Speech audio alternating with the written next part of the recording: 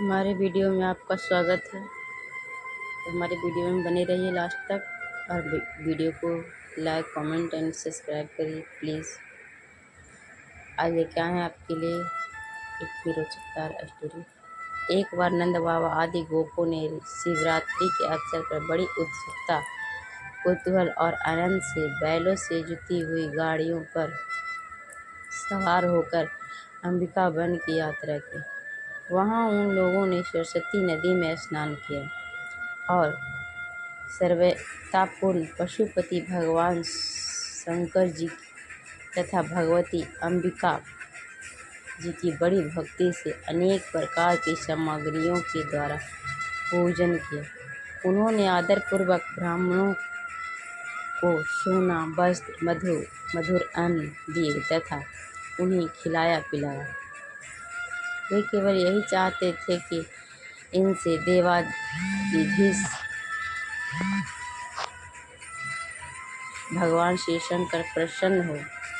और उस दिन परम भगवान सुनंद भी उपवास कर रखा था। इसीलिए वे सब केवल जल पीकर रात के समय सरस्वती नदी के तट पर ही सो गए। उस अंबिका वन में एक बड़ा भारी अजगर रहता था। उस दिन वह भूखा भी बहुत था। देववश वह उधर ही आ निकला और उसने सोए हुए नंद जी को पकड़ लिया। अजगर के पकड़ लेने पर नंद जी चिल्लाने लगे, बेटा कृष्ण दौड़ो, यह अजगर मुझे निगल रहा है। मैं तुम्हारी शरण में हूँ, जल्दी ही मुझे इस संकट से बचाओ। नंद बाबा की पुकार सुनकर वे सब गोप एकाएक खड़े हुए और उन्होंने अजगर के मुंह में देखकर घबरा गए। अब वे लाठियों से उस अजगर को मारने लगे, किंतु लाठियों से मारे जाने तथा जलाने पर भी अजगर ने नंद बाबा को नहीं छोड़ा। इतने में भक्त वत्सल भगवान श्री कृष्ण ने वहां पहुंचकर अपने चरणों से उस अजगर को छू दिया। भगवान श्री कृष्ण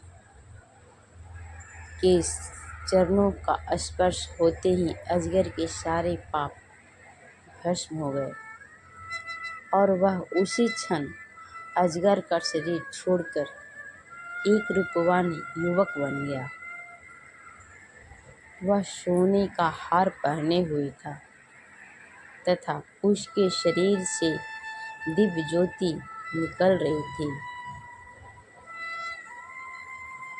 तब वह प्रणाम करने के बाद हाथ जोड़कर भगवान श्री कृष्ण को सामने खड़ा हो गया।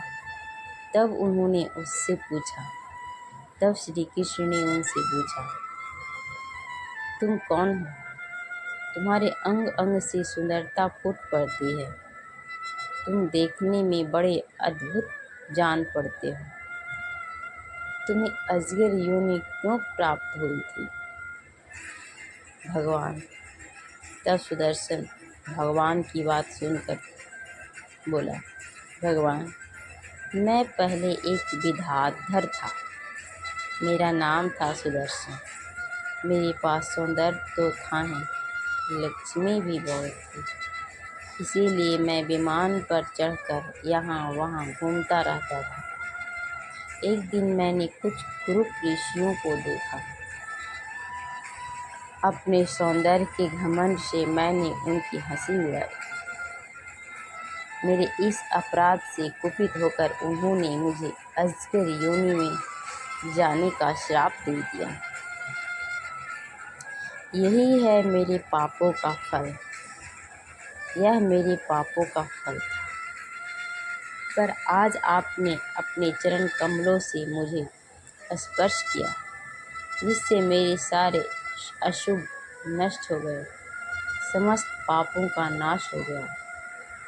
समस्त पापों का नाश करने वाले प्रभु, जो लोग जन्म मृत्यु संसार से भयभीत होकर आपके चरणों की शरण ग्रहण करते हैं, उन्हें आप समस्त भयों से मुक्त कर देते हैं।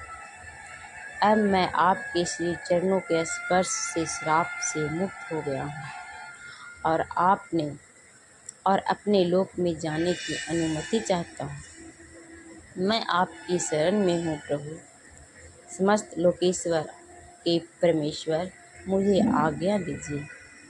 आपके दर्शन मात्र से मैं ब्राह्मणों के श्राप से मुक्त हो गया। यह कोई आश्चर्य की बात नहीं है, क्योंकि जो प्राणी आपके नामों का उच्चारण करता है वह स्वयं तो समस्त श्रोताओं को भी तुरंत पवित्र कर देता है। फिर मुझे तो आपने स्वयं अपने चरण कमलों से स्पर्श किया है। तब भला मेरी मुक्ति में क्या संदेह है? मेरी मुक्ति में क्या संदेह हो सकता है? इस प्रकार सुदर्शन ने भगवान श्री कृष्ण से विनती कर परिक्रमा की और प्रणाम किया। फिर उनसे आज्ञा लेकर वह अपने लोक में चला गया और नंद बाबा इस भारी संकट से छूट गए।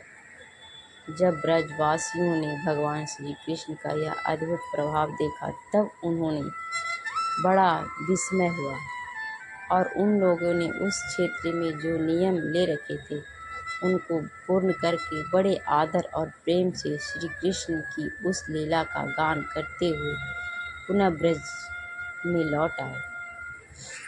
तो कमेंट में बताइए हमारा वीडियो कैसा लगा, और जो गलती हुई उसके बारे में बताइए कमेंट बॉक्स में, क्या हमें सुधार करने की आवश्यकता है। और प्लीज़ लाइक, कमेंट एंड